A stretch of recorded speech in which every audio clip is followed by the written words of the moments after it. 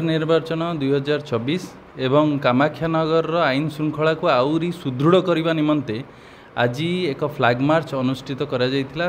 Foot patrolling सहित flag march होता एवं एथिरे कामाख्यानगर पुलिस सहित त्रिपुरा आसीथिबा त्रिपुरा स्टेट राइफल्स जोग देइथिले।